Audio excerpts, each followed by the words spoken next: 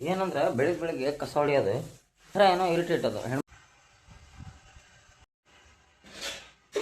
ನಿಮ್ಮ ಅಂಗಡಿ ಹೆಸರೇನು?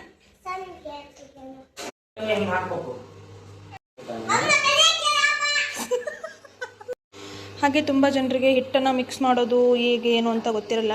ಸೊ ಮತ್ತೆ ಮೇನ್ ಏನಪ್ಪ ಅಂದರೆ ಇವೆರಡು ಕೆಲಸ. ಇದು ಇವತ್ತಿನ ನಮ್ಮ ರೊಟ್ಟಿ ಊಟ.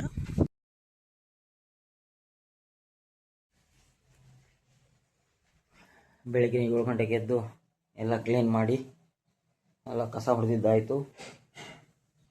ಇದು ನಮ್ಮ ಮನೆ ಪಕ್ಕದಿಂದ ಕಾಣ್ತಿರೋ ವ್ಯೂ. ಇದು ಬೇವಿನ ಮರ, ಹಂಗೆ ಇಲ್ಲಿ ಲೇಔಟ್ ಆಗ್ತಿದೆ.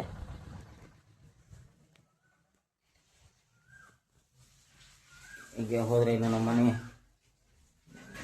ಯುವರಾಣಿ ಇನ್ನೂ ಮಲ್ಕೊಂಡಿದ್ದಾಳೆ, ಇನ್ನೂ ಎದ್ದಿಲ್ಲ.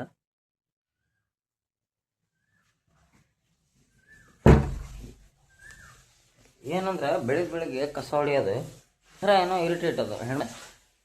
ಆದ್ರೆ ನಮಗೆ ಕೆಲಸ ಮಾಡೋಕೆ ಕಷ್ಟ, ತಪ್ಪಿದ್ದಲ್ಲ ಮದುವೆ ಆದಮೇಲೆ.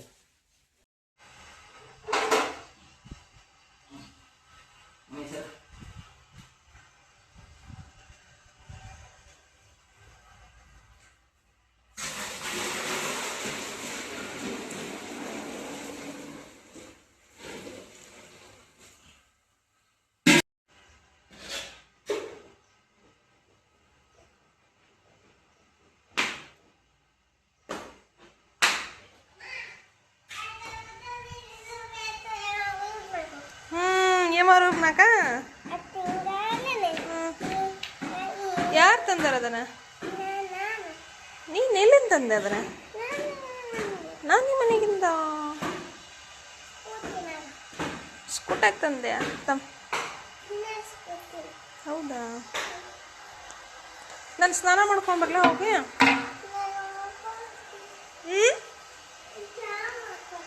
ಚಾ ಬಾ.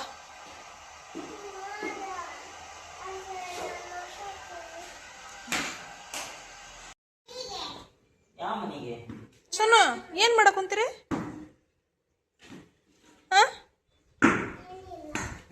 ಅಪ್ಪ ಏನು ಮಾಡಕ್ ಕುಂತೈತಿ?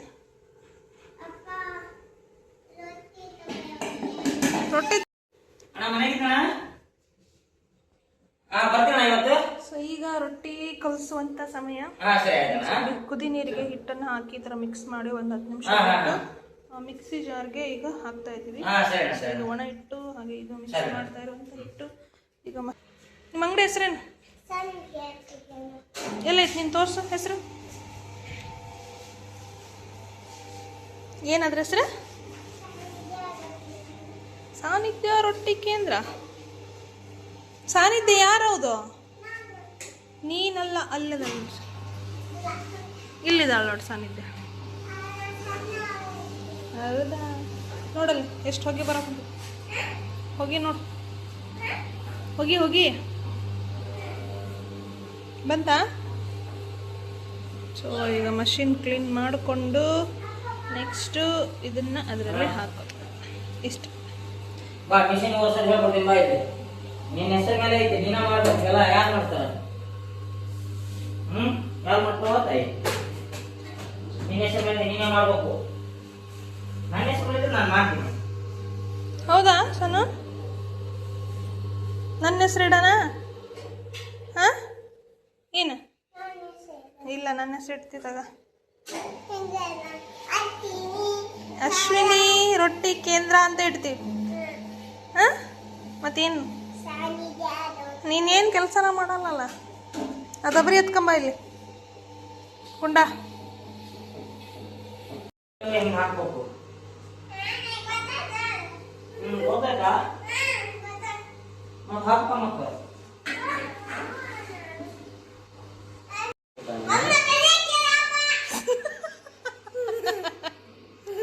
ಯಾಕನ್ ಕರಿ ಜಪ್ಪನ? ಏ ಕಳ್ಳ ಕಾಕರಿ ಏನಂತ?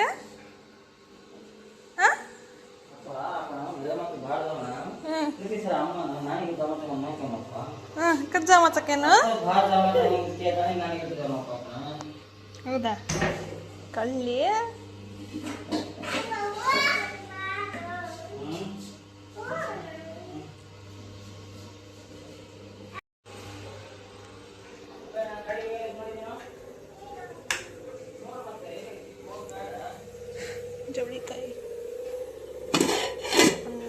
ಸಾಂಬಾರು ಮಾಡೋಕ್ಕೆ ಮಸಾಲ. ಸೊ ಮಸಾಲ ರುಬ್ಬೇಕೀಗ. ಹಾಗೆ ತುಂಬ ಜನರಿಗೆ ಹಿಟ್ಟನ್ನು ಮಿಕ್ಸ್ ಮಾಡೋದು ಹೇಗೆ ಏನು ಅಂತ ಗೊತ್ತಿರಲ್ಲ. ಸೊ ಇದಂತೂ ಮಾಡೇ ಇರ್ತೀರ. ಕುದಿ ನೀರಲ್ಲಿ ನಾವು ಹಿಟ್ಟು ಹಾಕಿ ಇದನ್ನ ಕಲಿಸ್ಬೇಕು ಒಂದು 10 ನಿಮಿಷ.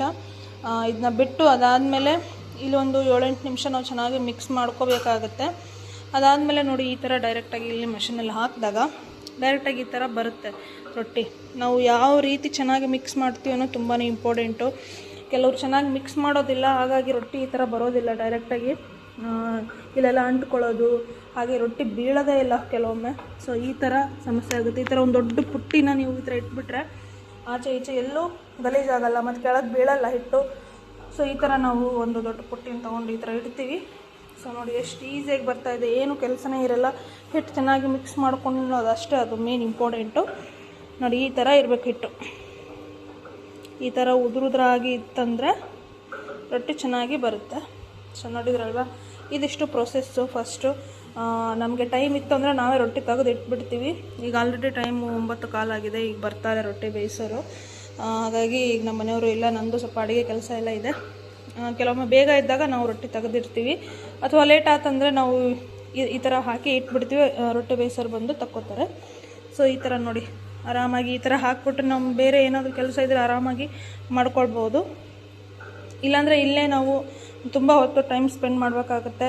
ಮೇನ್ ಏನಪ್ಪ ಅಂದರೆ ಇವೆರಡು ಕೆಲಸ ಇಲ್ಲಿ ಚೆನ್ನಾಗಿ ಮಾಡಿಕೊಂಡ್ರೆ ನಮ್ಗೆ ಇಲ್ಲಿ ಈಸಿಯಾಗಿರುತ್ತೆ ಕೆಲಸ. ಅದಾದಮೇಲೆ ನೆಕ್ಸ್ಟು ಬೇಯಿಸೋದು, ಇದಂತೂ ತುಂಬಾ ಇಂಪಾರ್ಟೆಂಟು. ಸೊ ಈಗ ಬಂದು ಇದೆಲ್ಲ ಕ್ಲೀನ್ ಮಾಡ್ತಾರೆ. ಕ್ಲೀನ್ ಮಾಡಿದ್ದಾದಮೇಲೆ ಇಲ್ಲಿ ಸ್ಟಾರ್ಟ್ ಮಾಡ್ತಾರೆ ಬೇಯಿಸೋದಕ್ಕೆ. ಇಲ್ಲಿ ಅಂತೂ ತುಂಬಾ ಇಂಪಾರ್ಟೆಂಟು, ರೊಟ್ಟಿನ ಹೇಗೆ ಬೇಯಿಸ್ತೀವಿ ಅನ್ನೋದು. ಹಾಗಾಗಿ ಇದೊಂದು ಕೂಡ ಇಂಪಾರ್ಟೆಂಟ್ ಕೆಲಸ. ಸೊ ಎಲ್ಲವೂ ಕೂಡ ಇಂಪಾರ್ಟೆಂಟೇ.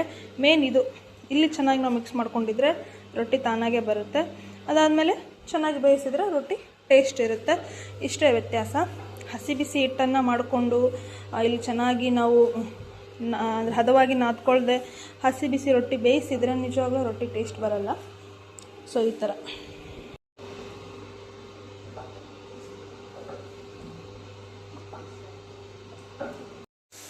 ಇವತ್ತು ನಮ್ಮ ಮನೆಯಲ್ಲಿ ನೋಡಿ ಜವಳಿಕಾಯಿ ಪಲ್ಯ.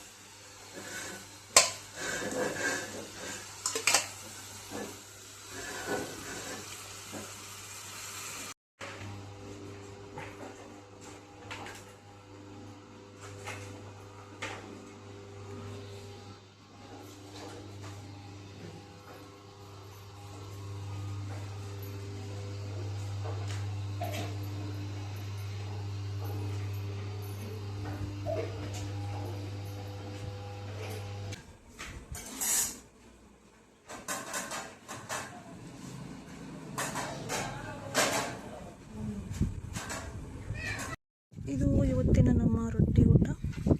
ಜವಳಿಕಾಯಿ ಪಲ್ಯ, ಬಿಸಿ ರೊಟ್ಟಿ, ಶೇಂಗಾ ಚಟ್ನಿ, ಹುರಿಗಡಲೆ ಚಟ್ನಿ, ಹಾಗೆ ಇದು ಒಣ ಮೀನಿನ ಚಟ್ನಿ. ಇದು ಅಮ್ಮ ಮಾಡಿ ಕಳಿಸಿರೋದು.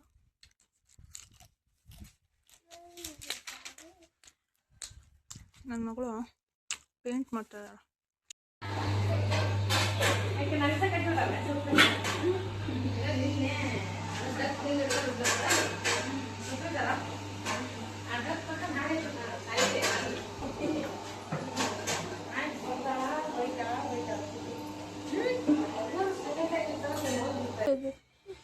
ನೀನು ದಿನ ಈ ಥರ ಹಿಟ್ಟೆಲ್ಲ ವೇಸ್ಟ್ ಮಾಡ್ತೀಯಲ್ಲ, ನಿಂಗೇನು ಅನಿಸಲ್ಲ?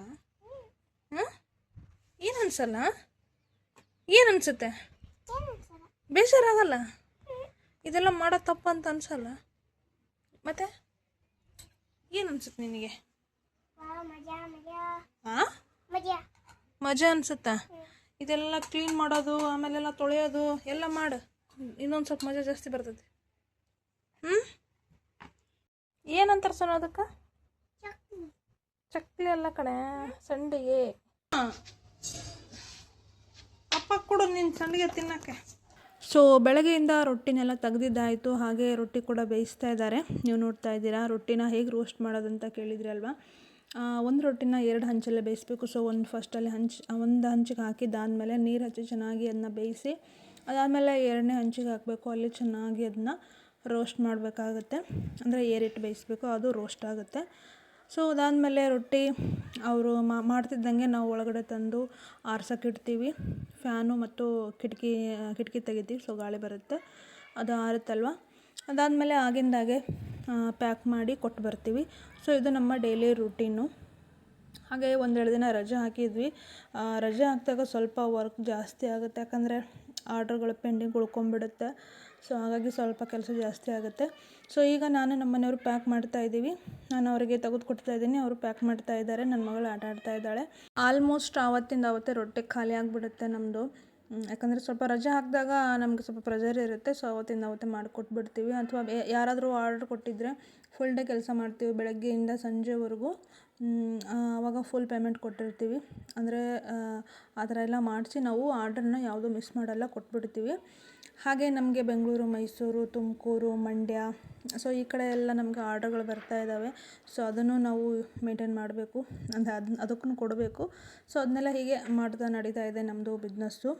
ಇನ್ನೂ ಏನಾದರೂ ಬಿಸ್ನೆಸ್ ಬಗ್ಗೆ ಡೌಟ್ ಇದ್ದರೆ ನಮ್ಮ ಯೂಟ್ಯೂಬ್ ಚಾನಲಲ್ಲಿ ನನ್ನ ಹಳೆ ವೀಡಿಯೋಗಳನ್ನು ನೀವು ನೋಡ್ಬೋದು. ಅದರಲ್ಲೆಲ್ಲ ನಾನು ಎಕ್ಸ್ಪ್ಲೇನ್ ಮಾಡಿದ್ದೀನಿ. ಸೊ ಪ್ರತಿಯೊಂದು ವೀಡಿಯೋದಲ್ಲೂ ಹೇಳಿದ್ರೆ ಅಷ್ಟೊಂದು ಚೆನ್ನಾಗಿರಲ್ಲ.